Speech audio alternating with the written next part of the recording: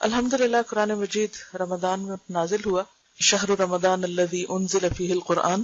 ویسے تو عام دنوں میں بھی قرآن مجید پڑھنا چاہیے کثرت کے ساتھ، اس کے ساتھ ایک مضبوط تعلق ہونا چاہیے، کیونکہ قرآن مجید ہی وہ واحد چیز ہے جس کے ذریعے بندہ اللہ تعالیٰ سے براہ راست جڑ جاتا، یعنی ڈائریکٹ ریلیشن شپ، ڈائریکٹ کانٹیکٹ۔ کیونکہ ایک حدیث کے مطابق قرآن کریم کا ایک سرا بندے کے ہاتھ میں اور دوسرا اللہ کے ہاتھ میں، تو گویا وہ چیز جو براہ راست ڈائریکٹ اللہ کی طرف سے آ رہی ہے، دوسری طرف اگر ہم اس کو تھام لیتے ہیں، پکڑ لیتے ہیں، تو اس کا کیا معنی ہے؟ ہم ایک طرح سے اللہ تعالیٰ سے جڑ جاتے ہیں، اور جب اس کو چھوڑتے ہیں تو گویا ہم اللہ تعالیٰ سے دور ہو جاتے ہیں۔ اور قرآن پاک کے پکڑنے کا مطلب کیا ہے؟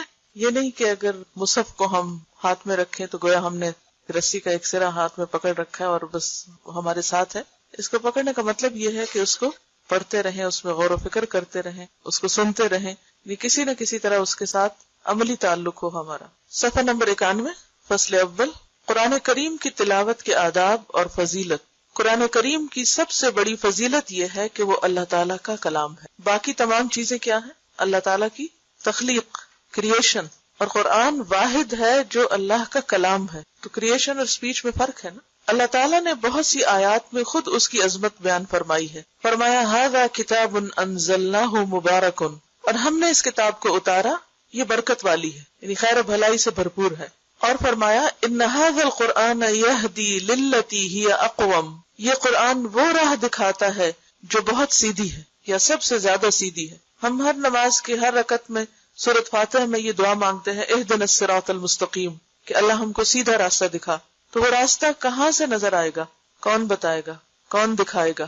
قرآن۔ ان ھذا القرآن، یقیناً یہ قرآن، یہدی، ہدایت دیتا ہے، راستہ دکھاتا ہے، للتی، وہ جو ہی اقوم، سب سے زیادہ درست، سیدھا اور اسٹریٹ ہے، جس میں کوئی کجی نہیں۔ اور اگر کوئی شخص قرآن چھوڑ کر کسی اور ذریعے سے ہدایت پانا چاہے تو وہ نہیں پا سکتا۔ اور فرمایا لا یأتیہ الباطل من بین یدیہ ولا من خلفہ، باطل نہ سامنے سے اس پر آ سکتا ہے نہ پیچھے سے، یعنی اس کتاب میں کسی قسم کی کوئی مداخلت نہیں ہو سکتی، اس کے الفاظ میں، اس کے کلام میں کچھ بھی اور داخل نہیں کیا جا سکتا، نہ نکالا جا سکتا ہے۔ یہ ایک مضبوط کلام ہے، اللہ تعالیٰ نے اس کی حفاظت کا ذمہ لیا ہے۔ بخاری شریف کے افراد میں حضرت عثمان بن عفان رضی اللہ عنہ کی حدیث ہے۔ افراد کا کیا معنی ہے؟ افراد، بخاری شریف کے افراد میں آپ نے لفظ متفق علیہ سنا، کیا مطلب ہے جسے بخاری اور مسلم نے روایت کیا ہے؟ اور افراد کا پھر کیا معنی ہوگا؟ اکیلے بخاری نے جس کا روایت کی۔ نبی صلی اللہ علیہ وسلم نے فرمایا تم میں سے بہترین آدمی وہ ہے جو قرآن سیکھے اور سکھائے، خیرکم من تعلم القرآن وعلمہ۔ اور حضرت انس رضی اللہ عنہ نے کہا رسول اللہ صلی اللہ علیہ وسلم نے فرمایا کچھ بندے اللہ تعالیٰ کا اہل و عیال ہیں۔ کہا گیا اے اللہ کے رسول صلی اللہ علیہ وسلم وہ کون لوگ ہیں یعنی جن کو اللہ نے اپنا اہل و عیال کہا ہے؟ تو فرمایا قرآن والے ہی اللہ کا اہل و عیال اور اس کے خاص بندے ہیں۔ اسے نسائی نے روایت کیا ہے اور حدیث صحیح ہے۔ اہل و عیال کون ہوتا ہے؟ کس کو کہتے ہیں؟ فیملی کو۔ ویسے تو اللہ کا کوئی بیٹا نہیں، کوئی بیوی نہیں، کوئی رشتہ دار نہیں، لیکن قرآن والوں کو اللہ تعالیٰ نے اپنے فیملی کس اعتبار سے کہا ہے؟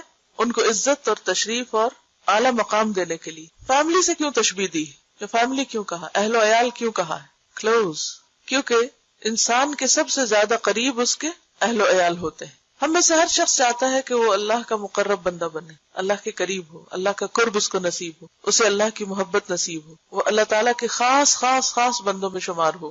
ہر ایک کا یہ شوق ہوتا ہے، لیکن وہ کون سا طریقہ ہے، وہ کون سا نسخہ ہے، وہ کیا ذریعہ ہے کہ ہم اس کے خاص بندے، کیونکہ اس حدیث کی وضاحت خود حدیث کے الفاظ میں ہے، اور اس کے خاص بندے، کیونکہ خاص بندے، اسپیشل پیپل، قریب ترین لوگ انسان کے لیے کون ہوتے ہیں؟ اس کے گھر والے۔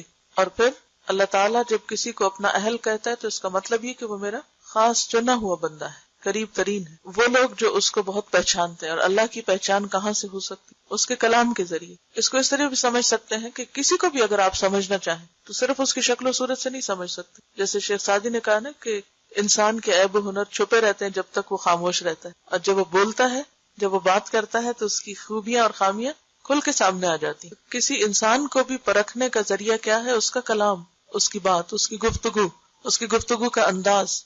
تو اللہ تعالیٰ کی معرفت، اللہ تعالیٰ کی پہچان کس طرح ہو سکتی؟ یعنی ویسے تو کائنات کی مختلف نشانیاں ہیں، بہت سی جو اس کی کریشن اس کو دیکھ کر بھی اللہ کی پہچان ہوتی، لیکن جو پہچان قرآن کے ذریعے سے ہوتی ہے، اس کے کلام کے ذریعے سے ہوتی ہے، وہ کسی بھی دوسرے ذریعے سے نہیں ہو سکتی. نہ آپ کی عقل، نہ آپ کے انٹیلیجنس، آپ کی سمجھ بوجھ، آپ کے دنیاوی علوم، علم، کائنات میں گہرا غور و فکر، یہ سب چیزیں اپنی جگہ ہیں، لیکن سب سے بہترین ذریعہ اللہ کی پہچان کا اللہ کا کلام ہے، اور یہی اس سے قرب کا ذریعہ ہے. ایک اور حدیث میں ہے کہ نبی صلی اللہ علیہ وسلم نے فرمایا اللہ اس دل کو عذاب نہ کرے گا جس نے قرآن کو یاد رکھا، لیکن حدیث ضعیف ہے. اگرچہ ہم دیکھیں کہ معنی کے اعتبار سے بات میں ایک سینس ضرور ہے، یعنی اسے ہم نبی صلی اللہ علیہ وسلم سے منسوب نہیں کر سکتے، لیکن اگر اسے ویسے ایک بات کے طور پر لیں کہ وہ دل جس میں قرآن محفوظ ہو، کیونکہ قرآن کہاں اتارا گیا؟ دل پر. اور جب ہم اسے یاد کرتے ہیں، اسے غور و فکر کرتے ہیں، پڑھتے ہیں، سمجھتے ہیں، تو سب سے زیادہ کیا چیز انوالو ہوتی؟ دل. تو وہ دل اللہ کے قریب ہوتا ہے، اللہ تعالیٰ کی رحمت تلے ہوتا ہے، جس دل میں قرآن کی محبت ہوتی ہے، اور جس دل میں قرآن محفوظ ہوتا ہے، اور جس پر قرآن ایک طرح سے نازل ہوتا ہے. نازل ہونے کا مطلب وحی کا نازل ہونا نہیں ہے، نازل ہونے کا مطلب اس کے معانی کا انکشاف ہے، اور اس کے اندر غور و فکر کی صلاحیت ہے. تو وہ جگہ جو ہر وقت قرآن میں مشغول ہو، آپ دیکھیے کہ جس جگہ قرآن مجید پڑھا جا رہا ہو تو کیا ہوتا ہے؟ اس جگہ پر رحمت اور سکینت نازل ہوتی ہے. حدیث میں آتا ہے نا، مجتمع قوم فی بیت من بیوت اللہ یتلون کتاب اللہ ویتدارسونہ بینہم الا ونزلت علیہم السکینہ وغشیتہم الرحمہ وحفتہم الملائکہ، کہ جب بھی کچھ لوگ اللہ کے گھروں میں سے کسی گھر میں اکٹھے ہو کر کیا کرتے ہیں؟ جمع ہو کر یتلون کتاب اللہ، اللہ کی کتاب پڑھتے، ویتدارسونہ بینہم، اور آپس میں اس کو سیکھتے سکھاتے ہیں، الا ونزلت علیہم السکینہ، مگر ان پر سکینت اترنے لگتی، غشیتہم الرحمہ، رحمت ان کو ڈھانپ لیتی، حفتہم الملائکہ، ملائکہ ان کو اپنے گھیرے میں لے لیتے ہیں. اگر اس جگہ کے ساتھ یہ معاملہ ہوتا ہے جہاں قرآن پڑھا جاتا ہے، تو وہ دل جو قرآن کی محبت سے سرشار ہو اور اس میں غور و فکر میں مشغول ہو، تو یقیناً وہ بھی اللہ کی رحمت کا مستحق ہوگا. اس کے برعکس وہ دل جس میں حسد اور بغض اور نفرت اور کینہ اور بہت سی اور منفی چیزیں بھری بھی ہوں، تو اس کے بارے میں کیا آتا ہے؟ اور بخل خاص طور پر قرآن مجید میں آتا ہے نا، آگ جو ہے وہ ان کے دلوں تک پہنچ جائے گی. تطلع علی الافئدہ، ویل لکل ہمزہ میں آتا ہے نا، ویل لکل ہمزۃ لمزہ الذی جمع مالا وعددہ، وہ جس نے مال جمع کیا اور گن گن کے رکھا، یحسب ان مالہ اخلدہ، وہ سمجھتا ہے کہ اس کا مال ہمیشہ اس کے پاس رہے گا. کلا، ہرگز نہیں، لینبذن فی الحطمہ، وہ ضرور ضرور توڑ پھوڑ دینے والی میں پھینکا جائے گا. حطمہ جہنم کا ایک نام ہے. وما ادراک ما الحطمہ، اور تمہیں کیا معلوم کہ حطمہ کیا ہے؟ نار اللہ، اللہ کی آگ، الموقدہ، جو بھڑکائی جا چکی، التی تطلع علی الافئدہ، وہ جو دلوں کو جا پکڑے گی. ویسے تو آگ سارے جسم کو پکڑے گی، لیکن خصوصی طور پر دل کو کیوں جا کے پکڑے گی؟ کیونکہ دل ہی مرکز تھا دنیا کی محبت کا. دل میں ہی یہ بخل اور مال کی محبت اور سارا وقت بس وہی کیلکولیشنز کرتے رہنا اور ان کیلکولیشن سے باہر ہی نہ نکلنا، اور باقی ہر چیز کو بھلا کر صرف اور صرف اسی چیز میں مشغول ہونا، اور اللہ کی یاد اور اللہ کی محبت اور اللہ کی بھیجی ہوئی ہدایت اس سے بالکل غافل ہو کے جینا، یہ اس بات کی علامت ہے کہ وہ سزا بھی خاص طور پر وہاں تک پہنچے گی. اور پھر یہ کہ کوئی بھی چیز جو دل تک پہنچ جاتی ہے وہ کہاں تک جاتی؟ مثلا آپ دیکھیں آپ کے بلڈ میں کلاٹس ہوتے، لیکن جب وہ کلاٹ دل تک پہنچ جائے پھر کیا ہوتا ہے؟ ہارٹ اٹیک ہو جاتا ہے. دل تک کوئی بھی چیز جو پہنچتی ہے وہ پوری باڈی میں آٹومیٹکلی پہنچ جاتی. تو آگ کو بھی دل تک پہنچایا گیا تاکہ وہ پورے جسم کو اپنی لپیٹ میں لے لے. اسی طرح بنی اسرائیل کے بارے میں آتا ہے وہ اشربوا فی قلوبہم العجلہ، ان کے دل جو تھے وہ بچڑے کی محبت پلائے گئے. تو محبت کا مرکز بھی وہی ہے، جو چیز دل میں سما جائے پھر اس کا اثر پورے جسم پر آ جاتا ہے، پورا جسم اس سے سرشار ہو. تو آپ نے دیکھا ہوگا کہ جب قرآن آپ کو سمجھ آنے لگتا ہے، یہ قرآن تاثیر ہوتی ہے آپ کے اوپر، تو وہ دل تک پہنچ کر پورے جسم کے ایک ایک بال اور کھال جو ہے وہ اس سے متاثر ہو جائے. تقشعر منہ جلود الذین آمنوا، پھر ان کی جلد جو ہے ان کے رونگٹے کھڑے ہو جاتے ہیں جب ان پر قرآن کی آیات پڑھی جاتی، تو وہ دل کو ہٹ کرتی ہے اور پھر وہاں سے پورے جسم پر اس کا اثر جاتا ہے. اور ابن عمر رضی اللہ عنہما نے کہا کہ نبی صلی اللہ علیہ وسلم نے فرمایا، قرآن والے سے کہا جائے گا پڑھتا جا اور چڑھتا جا، یعنی اوپر اوپر جاتے جاؤ، اور ترتیل سے پڑھ، ترتیل سے، جیسے کہ سورۃ مزمل میں آتا ہے وَرَتِّلِ الْقُرْآنَ ترتیلا، اور قرآن کو آہستہ آہستہ ٹھہر کر پڑھو، یعنی اس کا حق ادا کرتے ہوئے. ایسا نہ پڑھو کہ آدھے حرف پڑھے جائیں اور آدھے نہیں، یعنی یتلونہ حق تلاوتہ، تلاوت کا حق ادا کرتے ہوئے پڑھنا چاہیے، جیسا کہ تو دنیا میں پڑھا کرتا تھا. اور اگر کوئی دنیا میں ترتیل سے نہیں پڑھتا اور درست نہیں پڑھتا تو پھر کیا ہے؟ وہ قیامت کے دن اچانک ہی کہیں سے ترتیل شروع کر دے گا؟ نہیں. جو کچھ آپ یہاں کرتے ہیں، جس چیز پر آپ کا خاتمہ ہوگا، آپ کی کل یعنی آخرت کا آغاز وہیں سے ہوگا، ویسے ہی آپ اٹھیں گے، وہی کچھ کریں گے جو یہاں کر رہے ہیں. کیونکہ آخرت دراصل کیا ہے؟ تصویر کا دوسرا رخ. مثلاً پیپر پہ آپ کچھ لکھتے ہیں، جیسے یہ لکھا ہوا ہے، تو دوسری طرف کیا نظر آئے گا؟ وہی جو اس طرف لکھا ہوا. تو آج آپ دنیا کی اپنی زندگی کی کتاب میں اس طرف لکھ رہے ہیں، کل آپ کو بیان ہی وہی چیز نظر آئے گی، وہ تبدیل نہیں ہوگی کہ وہاں جا کے وہ کچھ اور بن جائے. تو جیسی کتاب ہم اپنی وہاں دیکھنا چاہتے ہیں ویسی ہی یہاں لکھنی ہوگی، ویسی ہی بنانی ہوگی. تو اسے کہا جائے گا کہ پڑھتا جا اور چڑھتا جا اور ترتیل سے پڑھ جیسا کہ تو دنیا میں پڑھا کرتا تھا. یعنی صرف اتنا نہیں کہا کہ تو ترتیل سے پڑھ، بلکہ ساتھ ہی کہا جیسا تو وہاں پڑھتا تھا. یہ ایسے ہی ہے جیسے ہم بعض اوقات کسی سے کہتے ہیں نا، اچھا تم قرآن سناؤ، اچھا وہ جو سورت فلان جگہ سنائی تھی نا، جیسے سنائی تھی ویسے ہی اب سناؤ. کیوں کہتے ہیں؟ کیونکہ وہ پسندیدہ حالت ہوتی ہے. تو اسی طرح اللہ تعالیٰ کسی آواز پر اتنا کان نہیں دھرتا جتنا نبی کی اس آواز پر جو وہ قرآن کو خوش الحانی کے ساتھ پڑھتا. تو اگرچہ اس حدیث میں نبی کے الفاظ استعمال ہوئے ہیں، لیکن نبی کے بعد بھی جو لوگ خوبصورتی کے ساتھ قرآن پڑھتے ہیں تو اپنی خوبصورت آوازوں اور اپنے خوبصورت انداز کے ذریعے اللہ کی رحمت کو متوجہ کرتے ہیں. تو اسے وہاں بھی کہا جائے گا جیسے خوبصورت تم دنیا میں پڑھتے تھے، جتنا اہتمام تم اس کے ساتھ دنیا میں کرتے تھے، ویسے ہی اب پڑھو، ویسا ہی شروع کرو دوبارہ. تیری منزل وہاں ہے جہاں تجھے تیری آخری آیت کی قرات پہنچا دے. یعنی تمہارا مقام اتنا ہی بلند ہوگا. آپ نے کبھی دیکھا ہوگا مختلف چیزوں کا جب گراف بنتا ہے تو اس میں بعض اوقات کمپیریزن ہوتا ہے، مثلا ایئرلی مختلف چیزوں کی پروڈکشن یا مختلف چیزوں کی پروگرس کا جب گراف بناتے ہیں تو اسے 2005 میں گراف اتنا ہے، پھر 6 میں اتنا تھا، 7 میں اتنا تھا. تو آپ نے دیکھا ہوگا کہ جتنی کوئی محنت یا کوشش کرتا ہے اس کے مطابق ہی اس کا گراف اونچا جاتا ہے. تو جو شخص جتنی خوبصورتی کے ساتھ، جتنی توجہ کے ساتھ، جتنے اچھے طریقے سے دنیا میں قرآن پڑھتا ہے، اسی طریقے سے جب وہ آخرت میں پڑھنا شروع کرے گا تو اس کا گراف اتنا ہی بلند ہوگا، اس کا مقام اور اس کی جگہ جنت میں اور اس کا جو گھر ہوگا اتنا ہی بلند ہوگا. پہلے بھی شاید آپ سے بات ہوئی تھی کہ جنت کے جو درجے ہیں وہ اتنے ہیں جیسے ایک آسمان سے دوسرے کا فاصلہ، یا ایک اور جگہ پر آتا ہے 500 سال کے برابر، یا ایک اور جگہ پر آتا ہے کہ جیسے تم میں سے کوئی آسمان میں ستارے کو دیکھے. اب جب ہم ستاروں کو دیکھتے ہیں تو جیسے فارم ہاؤسز ہوتے ہیں دور دور سکیٹرڈ گرین لینڈ میں، گھر چھوٹے چھوٹے ہوتے ہیں، تو ہم دور سے بازو کر دیکھ کے پہچان وہ فلاں کا گھر ہے، وہ فلاں کا گھر ہے. تو بالکل اسی طرح جو اعلیٰ درجے کے لوگ ہوں گے ان کے گھر بھی سٹارز کی طرح پورے اس میں بکھرے ہوئے ہوں گے، وہ فلاں کا گھر ہے، وہ فلاں کا گھر ہے. اور کس کا کتنا بلند ہے اسی اعتبار سے ہوگا جتنا اس کا قرآن کے ساتھ تعلق ہے. اگرچہ یہ نہیں کہ صرف قرآن ہی ذریعہ ہے بلند مقام حاصل کرنے کا، لیکن قرآن ایک بہترین اور سب سے اچھا ذریعہ ہے. اگرچہ صدقہ خیرات اور نمازوں میں بہت اہتمام کرنا اور دیگر عبادات میں بہترین اہتمام بھی انسان کے درجوں کی بلندی کا باعث بنے گا، لیکن خصوصی طور پر جو نص سے ہمیں دلیل ملتی ہے وہ قرآن کی قرات ہے.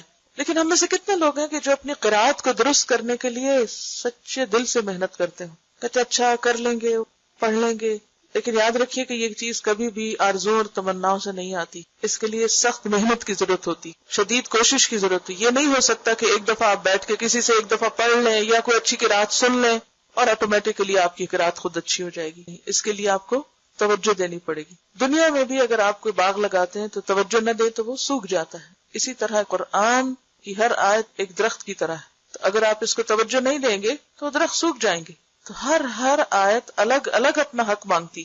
اور آبویسلی یہ حدیث خاص طور پر حافظ قرآن کے لیے بھی ہے، کیونکہ باقی لوگ شاید مصحف دیکھ کے بھی پڑھنے کی اجازت ملے، لیکن جو آبویسلی سمجھ آتی ہے بات وہ یہی ہے کہ انسان کو ویسے ہی پڑھنے کے لیے کہا جائے گا جیسے دنیا میں پڑھتے تھے. جیسے پڑھتے تھے ویسے پڑھو. تو اگر زبانی پڑھتے تھے زبانی پڑھو، اور شاید دیکھ کے پڑھتے تھے، لیکن اصل جو فوکس ہے وہ قرآن کے طریقہ قرات پر ہے کہ کس انداز سے پڑھتے ہو تم. حضرت بریدہ نبی صلی اللہ علیہ وسلم سے روایت کرتے ہیں کہ آپ صلی اللہ علیہ وسلم نے فرمایا، قیامت کے دن قرآن اپنے ساتھی کو ملے گا. کون ساتھی؟ کون دوست؟ صاحب قرآن، جو قرآن پڑھتا تھا. کیونکہ قبر میں قرآن ایک دوست کی طرح ہوگا انسان کے ساتھ. تو قیامت کے دن بھی قرآن اپنے ساتھی کو ملے گا، جبکہ وہ قبر سے کمزور اور زرد رنگ نکلے گا. یعنی قبر سے جب اٹھایا جائے گا تو وہ کمزور، ویک، زرد رنگ کا ہوگا. وہ کیوں؟ انسان قبر سے نکل کے ایسا کیوں ہوگا؟ اور یہ بھی حسن حدیث ہے، مسند احمد کی روایت ہے. یہ بیسیکلی قیامت کے دن قبروں سے جب لوگ نکلیں گے تو صاحب قرآن جب اٹھے گا تو کمزور ہوگا، زرد رنگ کا ہوگا. کیوں؟ قبر میں رہنے کی وجہ سے یا کسی اور وجہ سے؟ خوف سے. اور دنیا میں قرآن پڑھنے کی وجہ سے قرآن کے ساتھ گہرا تعلق رکھنے کی وجہ سے جو اس کی حالت ہو گئی تھی اس کے ساتھ ہی وہ فوت ہوا، اسی حال پہ دفن ہوا، اسی طرح اٹھے گا۔ قرآن پاک میں منافقین کی صفت کیا آتی؟ اذا رأیتہم تعجبک اجسامہم، جب تم انہیں دیکھو تو ان کے جسم تمہیں بہت متاثر کریں، کیونکہ ان کی ساری توجہ کس پر ہے؟ جسموں کی طرف۔ اور بات یہ ہے کہ اگر آپ کسی فٹنس پروگرام میں شریک ہو جائیں تو پھر آپ کسی اور چیز کی طرف توجہ نہیں کر سکتے، اور اگر آپ قرآن پروگرام میں شریک ہو جائیں تو پھر جسم متاثر ہوتے ہیں۔ اور کثرت قرات جو ہے یا قرآن کے ساتھ جو مشغولیت ہے وہ بہرحال انسان کو، کیونکہ قرآن وہ کلام ہے جو پہاڑ پہ اتارا جاتا تو کیا ہوتا؟ لو انزلنا هذا القرآن على جبل لرأيته خاشعا متصدعا من خشية الله، اگر ہم یہ قرآن پہاڑ پر اتارتے تو تم دیکھتے کہ پہاڑ اللہ کی خشیت سے دب جاتا، ٹکڑے ٹکڑے ہو جاتا، خاشع خشوع سے جھک جاتا، دب جاتا، یعنی بیٹھ جاتا۔ اس کی وہ جو اونچائی ہے نا، وہ جو چوٹی اٹھی ہوئی ہے، وہ اٹھی ہوئی چوٹی نہ رہتی بلکہ کیا ہوتی؟ دب جاتی، یعنی اتنی اس کے اندر تواضع آ جاتی۔ پہاڑ اصل میں ایک گرینڈر اور ایک تکبر کی علامت ہے، کہ جب قرآن پاک میں تکبر والی چال کا ذکر آتا ہے تو وہاں پر آتا ہے انک لن تخرق الارض ولن تبلغ الجبال طولا، تم پہاڑوں کی بلندی کو نہیں پہنچ سکتے۔ تو وہ پہاڑوں کی جو اونچائی اور بلندی ہے ایک سمبل بھی ہے اونچا ہونے کا۔ تو پہاڑ بھی قرآن کی وجہ سے کیا ہو جاتے؟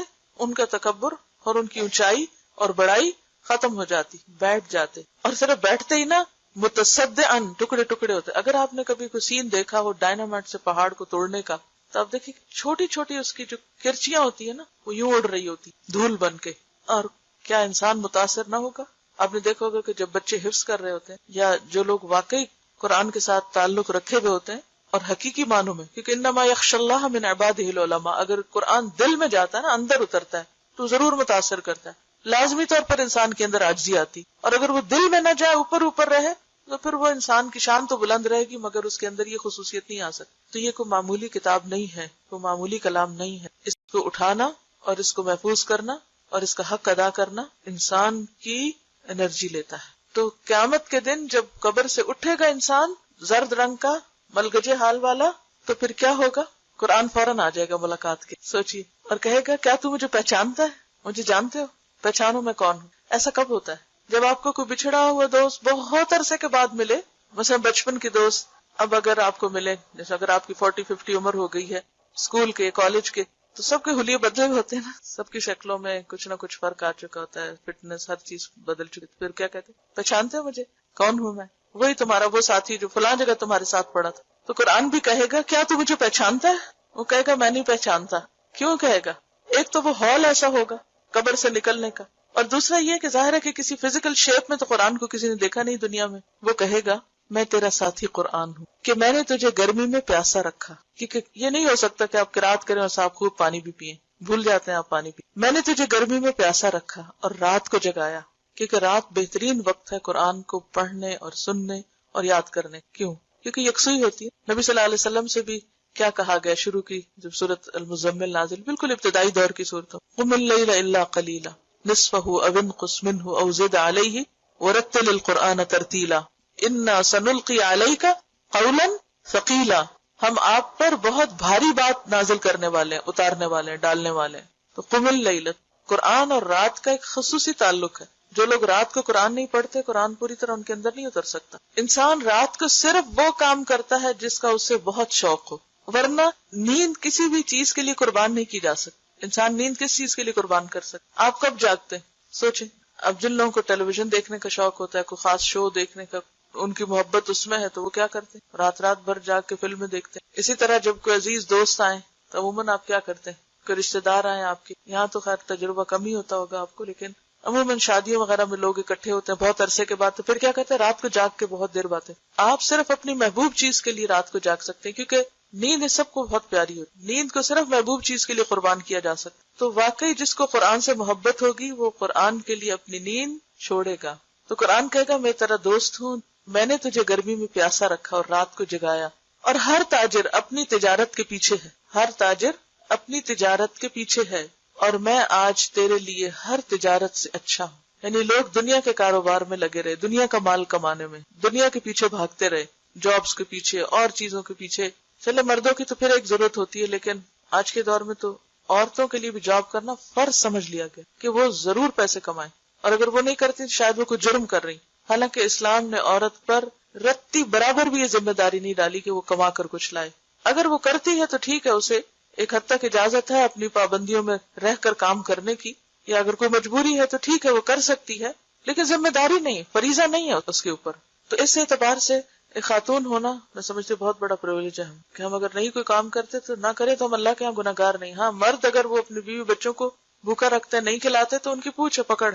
تو بہرحال یہاں یہ کہا جا رہا ہے کہ ہر تاجر اپنی تجارت کے پیچھے ہے. کیا مطلب؟ یعنی جس کو جس چیز کے کمانے اور نفع حاصل کرنے اور پروفٹ بنانے کا شوق تھا وہ دن کو کیا رات کو بھی اس کے پیچھے لگا رہا. اور میں آج تیرے لیے ہر تجارت سے اچھا ہوں. قرآن مجید میں بھی آتا ہے نا، ہوا خیر مما یجمعون. یہ قرآن بہتر ہے ہر اس چیز سے جسے لوگ جمع کر رہے ہیں. مثلا آج ستمبر کی کون سی تاریخ؟ 5. آپ لوگوں نے 7 ستمبر سے قرآن پڑھنا شروع کیا تھا، تقریباً 1 سال ہونے کو. اس 1 سال میں آپ نے سورۃ یاسین تک قرآن کو جمع کیا، اس کا ترجمہ یاد کیا، اس کے معنی کو سمجھا، جس حد تک بھی جس سے جو محنت ہوئی کوشش ہوئی آپ نے سمیٹا اس کو. ہر ایک کا سمیٹنا فرق ہے نا، سب نے ایک جیسا نہیں دیا تو سب کو برابر کر گیا، لیکن ہر ایک نے جمع اپنے اپنے ظرف یا برتن یا کیپیسٹی کے اعتبار سے کیا اس کو. لیکن کچھ لوگ سوچتے رہے کس چیز نے روکا ان کو یہاں آنے سے، مثلا کسی جاب نے یا کسی اور ایسے ہی کام نے. اس 1 سال میں انہوں نے کتنا مال کما لیا ہوگا، کتنے پیسے کما لیے، اس سے کتنا کچھ کیا بنا لیں گے. ہو سکتا ہے ان کی ضرورت ہے تو ایک الگ بات ہے، لیکن اگر صرف شوق ہے، کئی لوگ صرف جاب کس لیے کرتے ہیں کہ اتنا پڑھا تو اب گھر بیٹھ جائیں کہ میری سیٹسفیکشن نہیں ہوتی. تو اگر صرف شوق کے لیے مال جمع کیا، وہ مال کہاں رکھا ہوگا؟ بینک میں. مثلا وہ بینک کا مال کون استعمال کر رہا ہے، کس کو فائدہ دے رہا ہے؟ یا کوئی چیز خریدی ہوگی، مثلا کسی نے زیور خریدا، وہ زیور کہاں رکھا ہوا؟ یا ہاتھ پر رکھا ہوا ہوگا یا کسی بینک کے لاکر میں رکھا ہوگا. اسی طرح کچھ اور، اسی طرح دنیا کی چیز کو ڈیکوریشن پیس خوبصورت، کوئی اچھے کپڑے خرید لیے ہوں گے، وہ ساری چیزیں کہاں رہیں گی؟ یہیں رہ جائیں گی. لیکن وہ خزانہ جو قرآن سیکھ کر آپ سمیٹتے ہیں، دنیا کی کوئی چیز اس کے برابر نہیں، کچھ بھی نہیں ہے ہی نہیں کہیں. ہوا خیر مما یجمعون. جو کچھ بھی انسان کماتا ہے، جو بھی جمع کرتا ہے، سمیٹتا ہے، کتنا کھا لیتا ہے، کتنا پہن لیتا ہے، باقی کس کے کام آتا ہے، چاہتے ہوئے یا نہ چاہتے ہوئے. بعض اوقات انسان خوشی سے کسی کو دیتا ہے اور بعض اوقات نہیں بھی خوشی سے دیتا اور دوسرے لے جاتے ہیں. اور وہ کس کام لگاتے ہیں اس کو؟ مثلا ہماری اولاد لے جاتی ہے، کوئی بھی لے جائے، کس کام لگائیں گے؟ ہمیں نہیں پتا کیا کریں گے ہمارے مال سے، ہمارے کام تو نہیں آئے. ما اغنى عنہ مالہ وما کسب.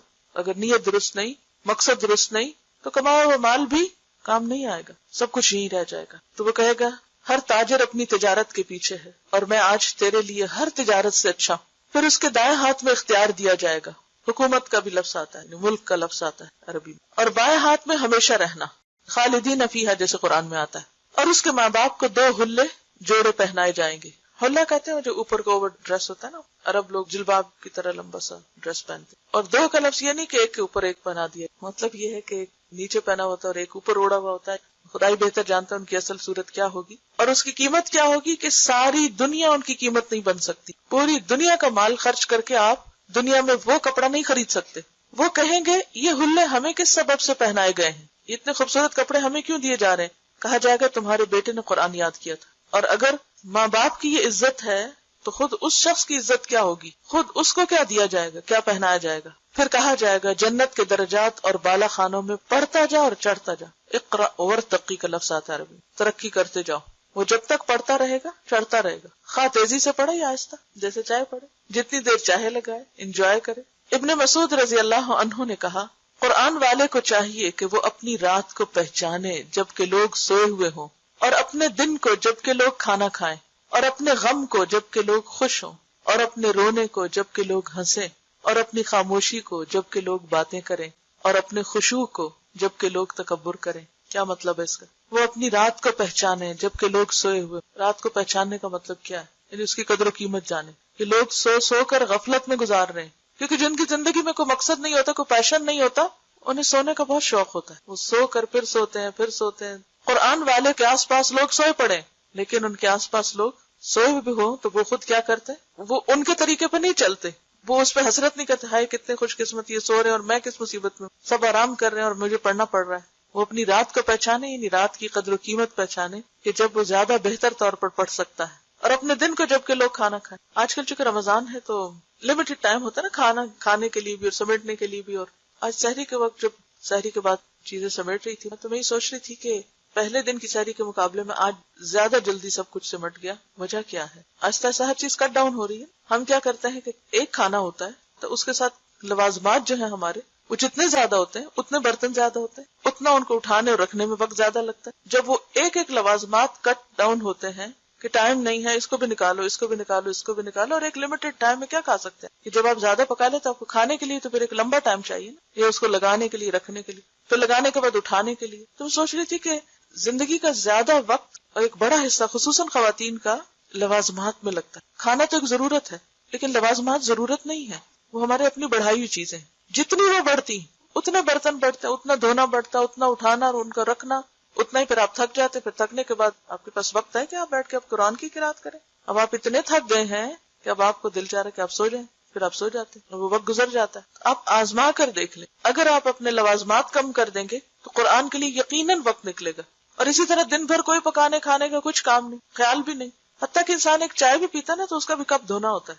پہلے تو بنانی ہوتی ہے, پھر اس کے بعد دھونا ہوتا ہے, تو ٹائم لگتا ہے نا. اور کرنے کو کیا کیا آپ نے, چائے کا ایک کپ پیا, لیکن اس کے بنانے سے لے کر اس کو پینے اور پھر اس کو دھونے اور اس کے بعد رکھنے میں آپ ذرا ٹائم دیکھیں کتنا, اس میں ایک پوری صورت یاد ہو سکتی, یہ ریوائز ہو سکتی. لیکن بعض اوقات ہمیں ضرورت نہیں بھی ہوتی, کیا غذائیت ہے چائے میں, صرف عادت ہے, ضرورت نہیں بھی ہوتی تو بھی ہم کیا کرتے ہیں, بور ہو رہے ہیں, چلو چائے پی. اور یہ نہیں دیکھتے کہ کتنا قیمتی زندگی کا وقت صرف اس میں ہی گزر گیا. اور اگر ہم صرف دن میں 3 کپ پینے کے عادی, صرف 1 کپ کو کٹ کریں, جیسے آج کل رمضان میں ہوا ہے, کرنے کو دوسرا بھی کر سکتے ہیں, لیکن وہ بھی ہمیں ہوتا ہے کیا پتا تراویح میں سستی ہو جائے. کچھ نہیں ہوتا, کر کے تو دیکھیں, ول پار سے کام نہیں, کچھ نہیں ہوتا. اور اگر نہیں دل مانتا تو اللہ سے دعا کریں, یا رب جتنا میں نے کھایا ہے, جو بھی کھایا, اسی میں برکت ڈال دے, اسی میں طاقت ڈال دے, اسی کو غذا بنا دے, اسی کو دوا بنا دے, اور اسی کو سب کچھ کر دے, اور اس سے زیادہ کہ جھنجٹ میں مجھے نہ ڈال. تو آپ دیکھیں گے کہ اسی کے اندر اللہ آپ کو قناعت دے دے گا, اور اس وقت کو آپ قرآن کے لیے استعمال کر سکتے. تو بات یہ ہے کہ قرآن کو پڑھنے کے لیے, یاد کرنے کے لیے آپ کو لازماً وقت چاہیے, اور وقت کہیں اور سے نہیں, ایک اور دن ملے گا آپ کو, یہی دن ہے, اسی میں سے آپ کو نکالنا ہے, اسی میں سے آپ کو اپنے لیے وقت بچانا ہے. آپ دیکھیں کہ ایک عورت کی زندگی خصوصاً ایسی ہوتی ہے کہ سب اس سے صرف ڈیمانڈ کر رہے ہوتے ہیں. شوہر بھی ڈیمانڈ کرتا ہے, بچے بھی ڈیمانڈ کرتے ہیں, رشتے دار بھی ڈیمانڈ کرتے ہیں, مہمان بھی ڈیمانڈ کرتے ہیں, سب اسی سے ڈیمانڈ کرتے, ہر ایک کو اسی سے اپنی ضرورت پوری کرنی. پھر آپ اپنے لیے نہیں جی سکتے, آپ کے اپنے لیے کچھ بھی وقت نہیں بچتا, کوئی آپ کے لیے نہیں سوچے گا. آپ کو خود سوچنا ہے اپنے کہ کیا ضرورت ہے اور کیا عیش و عشرت ہے, کہاں کٹ ڈاؤن ہے, کہاں سٹاپ ہے, بس یہاں تک, اور اس میں سے کتنا وقت مجھے نکالنا. تو آپ دیکھیں کہ منٹ کاؤنٹ کرتے کرتے آپ ایک اچھا والا چنک نکال لیں گے اپنی ساری مصروفیات کے ساتھ, اسی میں آپ کو پڑھنا ہے. تو اپنی رات کو پہچانے جب کہ لوگ سوئے ہوئے ہوں, کہ وہاں سے کیسے وقت نکالتے. اپنے دن کو جب کہ لوگ کھانا کھائیں تو اس میں سے وقت نکال کر کچھ قرآن پڑھا لیں.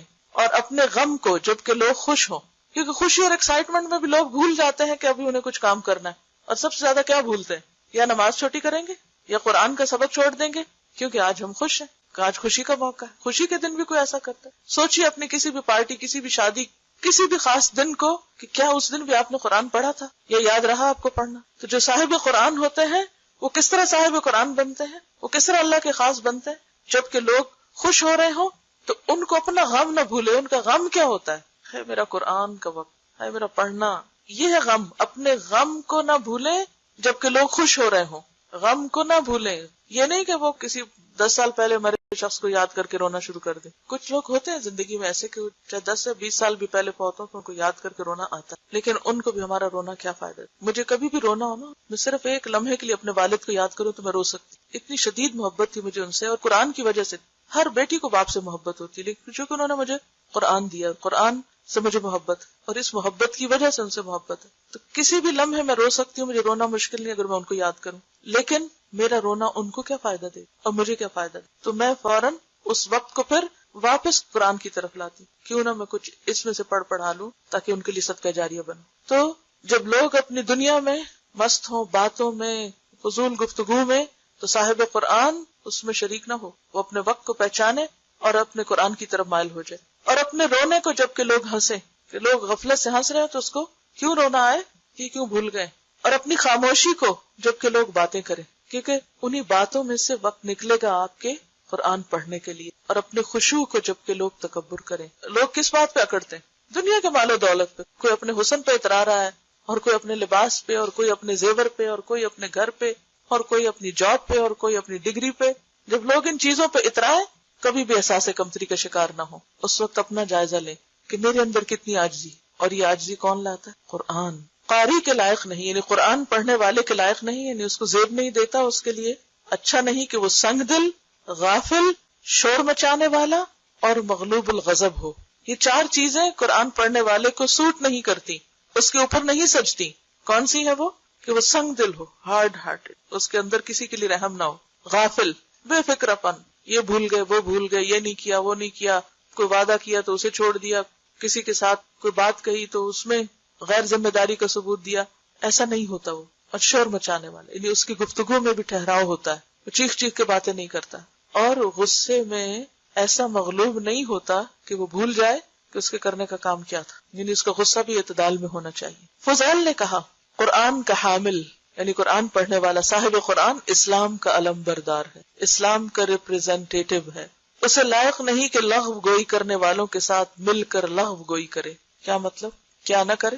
بےہودہ کلام نہ کرے، کیونکہ جس زبان سے قرآن پڑھا جاتا ہے اس زبان سے فضول گفتگو زیب نہیں دیتی. بھولنے والوں کے ساتھ بھول جائے.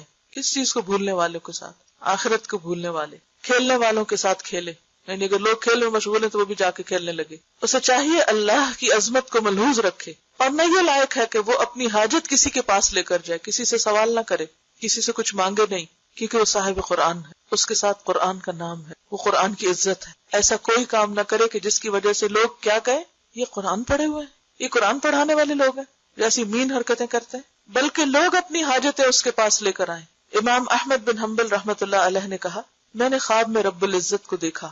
میں نے عرض کیا اے میرے رب، آپ کی جناب میں تقرب حاصل کرنے والے کس چیز سے تقرب حاصل کرتے، یعنی وہ طریقہ بتائیے کہ جس سے آپ کے قریب ترین ہو جائیں، وہ کون سی چیز ہے؟ فرمایا اے احمد میرے کلام سے، یعنی قرآن سے. میں نے عرض کیا سمجھ کر پڑھنے سے یا بغیر سمجھ کر پڑھنے سے بھی؟ فرمایا سمجھ سے بھی اور بغیر سمجھ کے بھی. یعنی بعض اوقات آپ تلاوت جب کر رہے ہوتے ہیں تو ہر لفظ اور ہر آیت پر غور و فکر نہیں کر پاتے. آپ نے غور کیا کہ جب آپ تجوید کے رولز کو دیکھتے ہیں تو کیا بھول جاتے ہیں؟ میننگز بھول جاتے ہیں. تو پھر آپ کا نہیں کیا فائدہ ایسی تلاوت کا؟ کئی لوگوں کو شیطان یہاں سے بہکا دیتا ہے، کوئی فائدہ نہیں ایسی تلاوت کا، تمہیں سمجھ تو آ نہیں رہی، تم تو صرف اسی پہ توجہ کیے ہوئے. کوئی بات نہیں. کیوں؟ اس لیے کہ آپ قرآن پڑھ رہے ہیں، اللہ کا کلام اور اس کا ایک ایک حرف کا حق ادا کر رہے ہیں. یہ بھی قابل عزت اور اللہ کے قریب ہونے والا کام ہے. تو ہم سب کو اس بات کا دھیان رکھنا چاہیے کہ ہم کیا ہیں؟ حامل قرآن ہے، صاحب قرآن ہے. ہمارا اخلاق صاحب قرآن ہونے کو ریپرزینٹ کریں. دنیاوی خواہشات اور دنیاوی ضرورتیں کے لالچ رکھنا دل میں اور دنیا کی محبت رکھنا بیسیکلی، کیونکہ قرآن ایسی چیز ہے بابرکت کہ جس کے ساتھ ہر برکت اترتی ہے. لیکن اگر انسان کے دل کے اندر لالچ ہو تو برکتیں چھن جاتی. قرآن پڑھانے کے بعد سوائے اللہ کے انسان کسی چیز کی طرف خواہش نہ رکھے، یعنی دنیا کی حسرت اس کے دل میں. کیونکہ قرآن پڑھنے کے بعد اگر کوئی شخص دنیا کی محبت رکھتا ہے یا کسی اور چیز کو اس سے بڑھ کے امپورٹنس دیتا ہے تو وہ قرآن کی ناقدری کرتا ہے، کیونکہ اللہ نے اس کو وہ دے دیا هو خیر مما یجمعون، جو ہر چیز سے زیادہ بہتر ہے جسے لوگ سمیٹتے ہیں.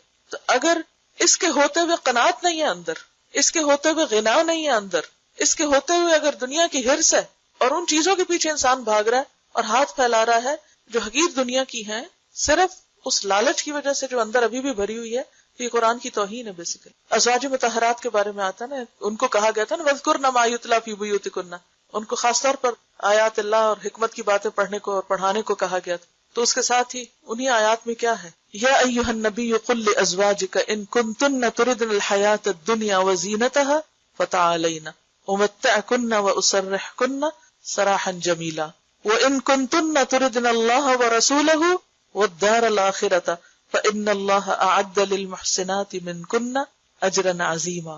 2 راستے ہیں، جس کو چاہیں اختیار کر لیں. حضرت عائشہ نے کیا کہا، اس بات کے لیے میں اپنے ماں باپ سے مشورہ کروں؟ مجھے تو اللہ اور اس کا رسول اور آخرت کا گھر چاہیے. وآخر دعوانا الحمدللہ رب سبحانک اللہم وبحمدک نشہد ان لا الہ الا انت نستغفرک ونتوب